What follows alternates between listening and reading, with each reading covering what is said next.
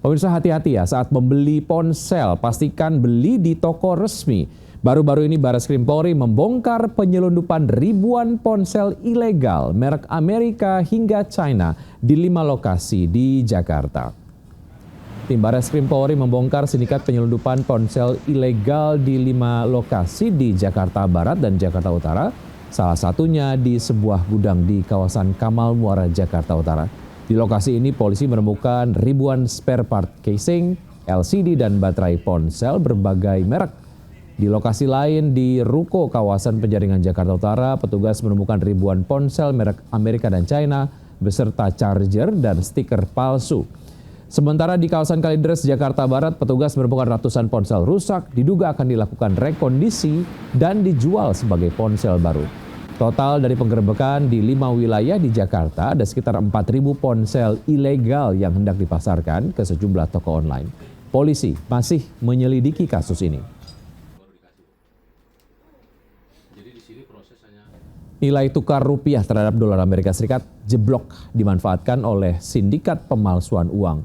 Tidak hanya memalsukan uang rupiah, tetapi juga membuat uang dolar palsu senilai 1,4 miliar rupiah.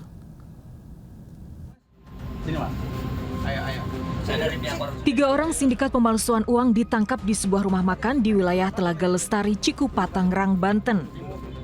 Ketiganya ditangkap saat hendak melakukan transaksi uang dolar palsu. Dari tangan pelaku, polisi menyita 100 lembar dolar Amerika palsu.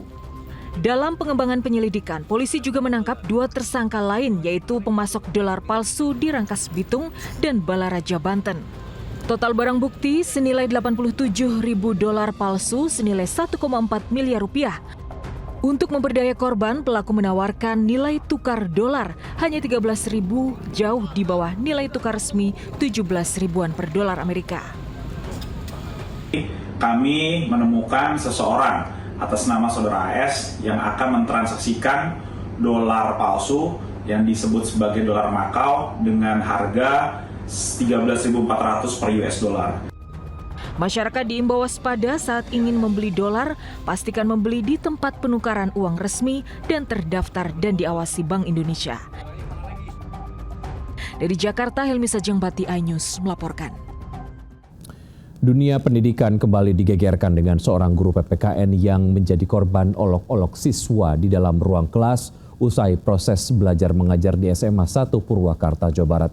Videonya pun viral hingga pihak sekolah menjatuhi sanksi kepada 9 siswa, menyapu halaman dan membersihkan toilet sekolah.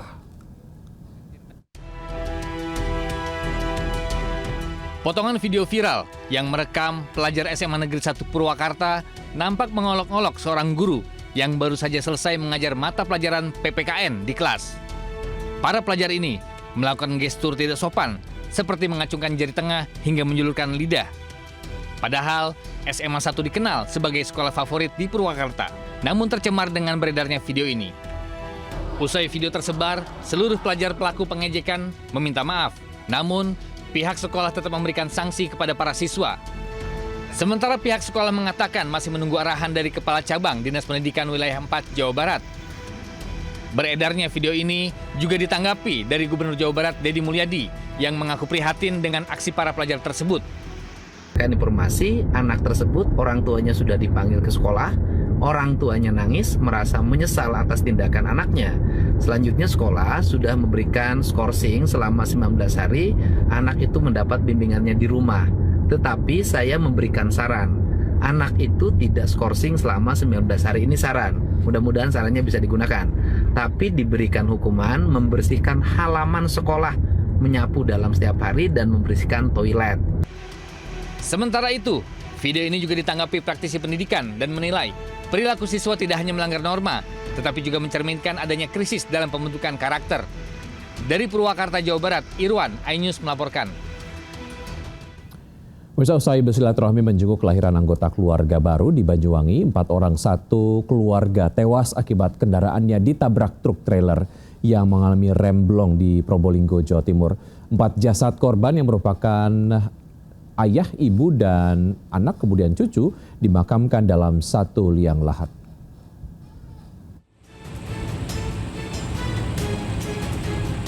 Warga mengevakuasi 4 jenazah korban kecelakaan satu keluarga dari dalam mobil yang mengalami kecelakaan di kawasan Probolinggo. Seluruh korban, Sutrisno bersama istrinya, Sri Budianti, anak Devika Friskiara dan cucunya, Giovanno Malik Ibrahim, baru saja bersilaturahmi ke kerabat di Banyuwangi. Naas di perjalanan, mobil yang dikendari terlibat kecelakaan beruntun bersama 4 kendaraan lain karena dihantam truk trailer muatan triplek yang mengalami remblong. Usai proses identifikasi di rumah sakit, keempat jenazah dibawa keluarga untuk disolatkan di Masjid Baitul Muflihin, lalu dimakamkan di kawasan Desa Jeblok, Kecamatan Talun, Kabupaten Blitar. Isak tangis keluarga pecah saat keempat jenazah dimasukkan ke dalam satu liang lahat sesuai permintaan pihak keluarga.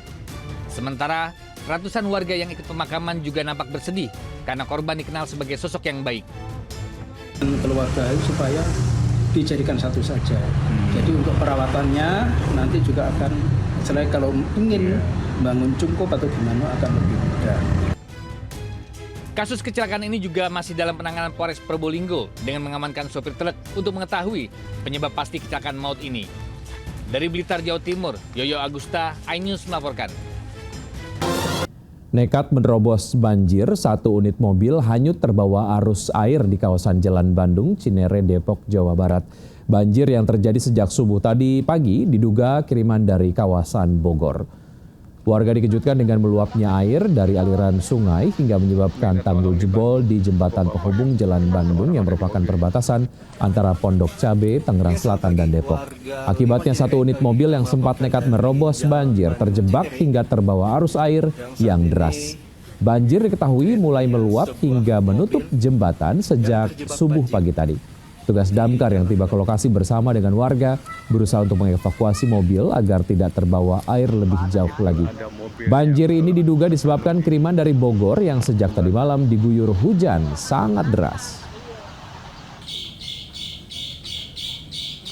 Ya, kiriman air dari wilayah Hulu Bogor juga mengakibatkan banjir hampir 2 meter di permukiman padat Kebon Pala, Jatinegara, Jakarta Timur pagi tadi.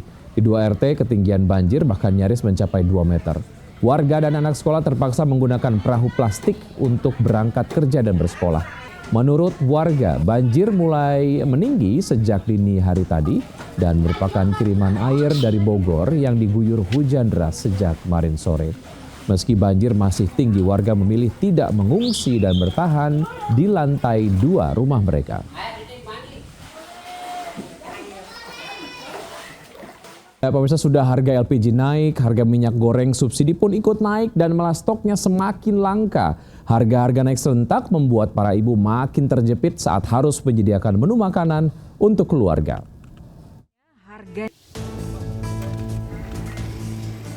Sudah sepekan terakhir, sejumlah toko kelontong di Pasar Pintu Air Kota Bekasi tidak lagi menjual minyak kita. Kalaupun ada stoknya, harganya sudah naik menjadi Rp19.000 per liter, jauh di atas harga eceran tertinggi sebesar Rp16.000 per liter. Para pembeli terpaksa beralih minyak goreng kemasan premium yang harganya tentu lebih mahal dari minyak kita subsidi. Selain minyak kita yang langka, harga minyak goreng curah juga naik cukup tinggi, dari Rp20.000 menjadi Rp23.000 per kilogram. Kenaikan harga minyak goreng terjadi sejak Lebaran. Terus karena minyak kan bahan baku plastik juga ya. Oh, yang buat kemasan ya? Iya, jadi naik, pengaruh banget. Berarti imbas dari harga plastik naik juga? Naik juga, pengaruh ke yang lain. Jadi. Untuk kenaikannya berapa tuh, Pak? Di kisaran 3.000-an. 3.000-an? Iya. Sementara itu di Pasar Induk Larangan, Sidoarjo, Jawa Timur, harga minyak kita juga naik 3.000-an. Dari biasanya 16 hingga 17.000, kini jadi 19.000 hingga 20.000 per liter. Kenaikan harga minyak kita berimbas pada harga minyak kemasan premium berbagai merek yang rata-rata naik 3.000-an per liternya. Sudah banyak pembeli yang mengeluh, terutama para pedagang makanan yang biasa membeli minyak kita dalam jumlah banyak. Bingung, Mbak, dodolan ini. Bingung jualnya ya? Kasihan orang-orang yang jualan apa? Tukang kecil itu, bakul warung. Kasihan yang jualan. Warga meminta segera ada solusi pemerintah untuk meredam harga minyak goreng. karena dampaknya sangat terasa dan biasanya diikuti dengan kenaikan harga pangan lainnya. Tim Liputan iNews melaporkan.